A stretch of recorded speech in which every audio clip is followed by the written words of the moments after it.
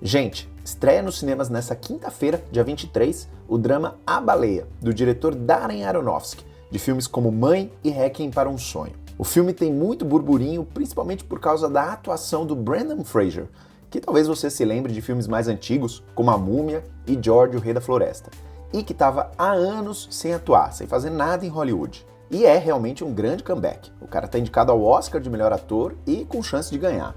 A Baleia também está indicado como melhor atriz coadjuvante para Hong Chau e melhor maquiagem, porque o Brendan Fraser interpreta uma pessoa obesa extrema. Eu fui assistir algumas semanas atrás e sabe quando um filme fica com você? Você fica refletindo, fica digerindo e só depois de um tempo eu entendi por que aquilo estava mexendo comigo. O personagem do Brendan Fraser é gay e o filme tem um incômodo subjacente, uma questão secundária, mas que dirige toda a trama, que é algo que todo gay já sentiu em algum momento. O modo como a homofobia pode moldar as nossas vidas e ter consequências imprevisíveis muitos anos depois de ter acontecido. É aquilo que a gente se pergunta: como teria sido a minha vida sem a homofobia?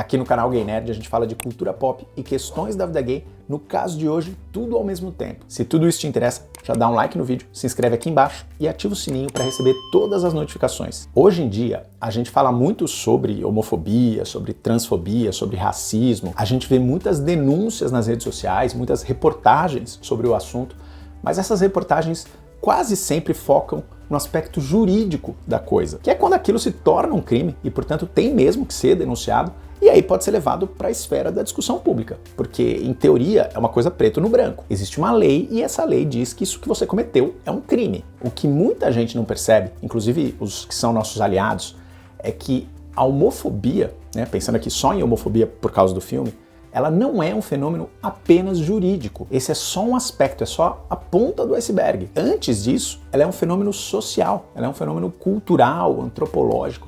E a maioria dessas ocorrências não são tão preto no branco. Elas são mais cinzentas, elas são mais difusas. Você que é gay sabe do que eu tô falando, porque todos nós já passamos por isso. Todos nós fomos criados em um ambiente, seja em casa, seja na escola, seja na igreja, em que a mentalidade homofóbica existe e ela aparece na nossa vida de um jeito sutil, de um jeito impessoal, de um jeito que não é pontual e específico. Eu nunca fui, sei lá, num restaurante com meu namorado e o gerente me chamou e disse: olha, a gente não aceita pessoas como você, então sai do meu restaurante porque aqui você não vai comer. Mas eu fui criado num ambiente social, escolar, midiático, em que eu jamais cogitei viver a minha sexualidade na minha adolescência. Nunca houve uma proibição formal, né? Minha escola não proibiu, meus pais nunca falaram nada, nunca teve uma regra. Mas por tudo que a gente vai ouvindo desde criança sobre a homossexualidade, na TV, na conversa dos adultos, nas brincadeiras das crianças,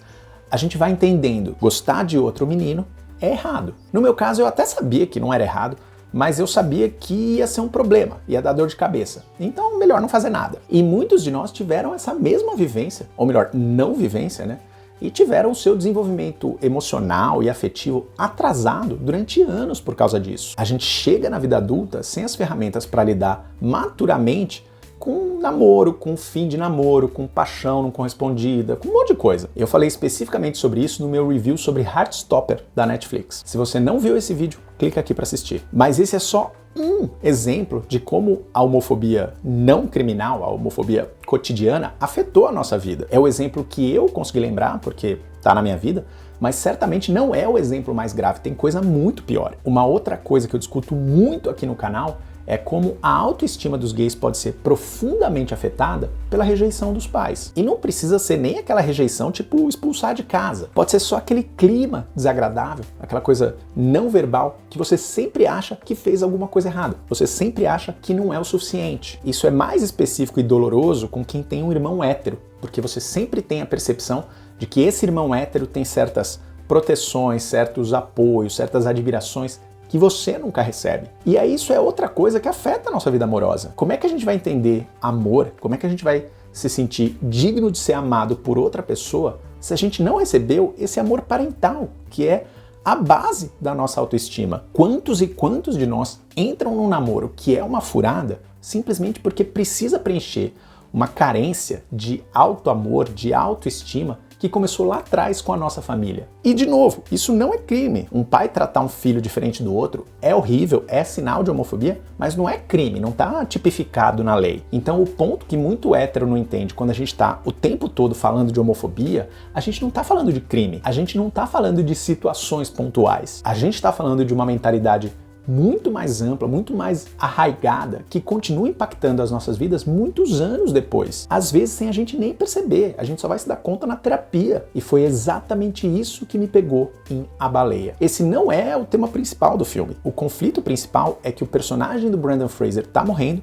então ele decide se reconciliar com a filha que ele deixou para trás quando ele se apaixonou por um cara e abandonou tudo para ir viver esse amor que era algo que ele tinha reprimido a vida inteira. Esse é o drive principal da trama, mas o que tá por trás o tempo todo é como ele chegou nesse ponto em que a gente tá vendo ele. Por que ele virou uma pessoa reclusa, obesa extrema e prestes a morrer? Aos poucos o filme vai dando contexto de tudo o que aconteceu, e eu não vou entrar aqui em detalhes porque não seria propriamente um spoiler, o filme não se baseia nessa informação, mas ainda assim é algo que eu acho que você deveria descobrir junto com a história. E foi isso que eu só consegui entender muitos dias depois. A maioria dos filmes gays que são marcados pela homofobia ou colocam ela como ponto final da história, tipo Brokeback Mountain, ou como um ponto de articulação na trajetória do personagem, tipo Moonlight. Você vê o personagem passando por tudo aquilo, mas também tentando construir uma vida digna e superar esses traumas. E A Baleia não. Essa homofobia não está explícita no filme, ela está no contexto que eles te dão sobre coisas que aconteceram muitos anos atrás,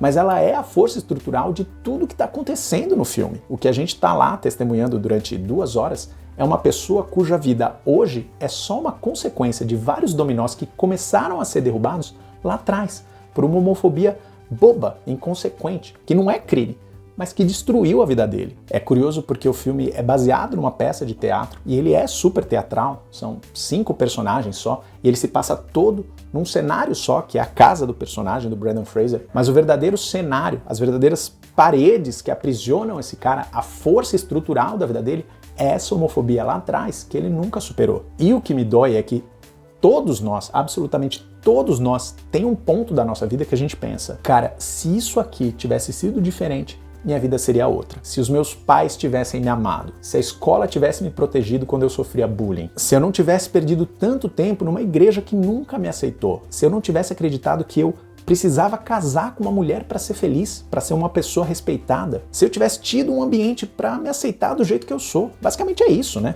Eu nem ia gravar um vídeo sobre A Baleia, porque vídeos que são muito pontuais sobre um lançamento no cinema, na TV, costumam não ter muitas visualizações depois que aquilo já estreou. Ainda mais nesse caso aqui, que é um filme super pequeno, de circuito de arte, que nem todo mundo vai conseguir ver, né?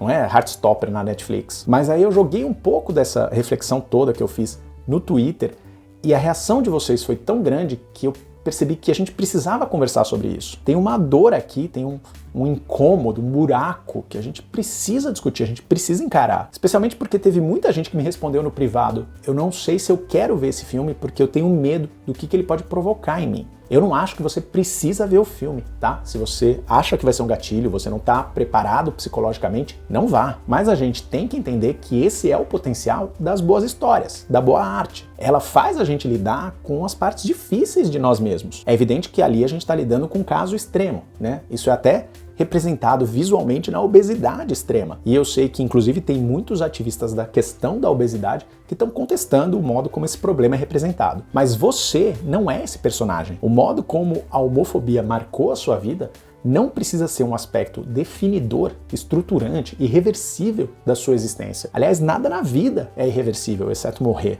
Então você pode lidar com esse filme ou como um efeito paralisante, em que você é um prisioneiro irrevogável do que aconteceu na sua vida, ou você entende como um alerta de que sim, você pode superar o que te aconteceu. Não é fácil? Não é fácil. Mas acontece o tempo todo. As pessoas aprendem a lidar com trauma o tempo todo. Não só gays, tá? Hétero também. É uma parte da experiência humana que transcende orientação sexual. Esse é o grande paradoxo de se lidar com trauma. A gente precisa reconhecer a existência dele, mas a gente também tem que entender que somos além dele. Você sabe que ser gay não é 100% de quem você é só uma parte de quem você é. Então a homofobia que você sofreu também não é 100% do que você é. E ela não vai ser a única força estruturante na sua vida se você não deixar.